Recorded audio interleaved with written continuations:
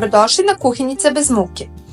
Danas pripremamo brzu picu bez kvasa, savršenu za one koji žele ukusan obrok bez dugog čekanja.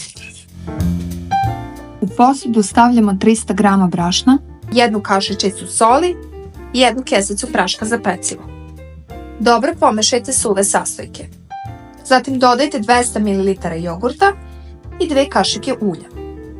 Zamesite testo.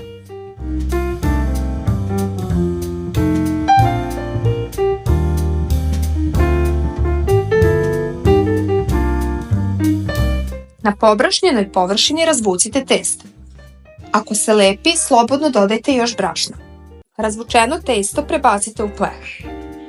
Ja sam koristila okrugli pleh, prečnika 36 cm.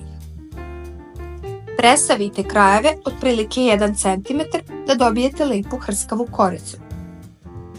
A zatim premažite picu kečapom i filujte po želji.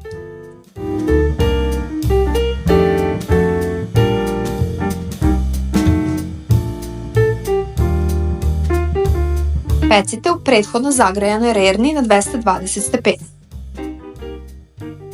Nakon pečenja izvadite picu iz rerne i ostavite da se malo prohladi pre sečenja.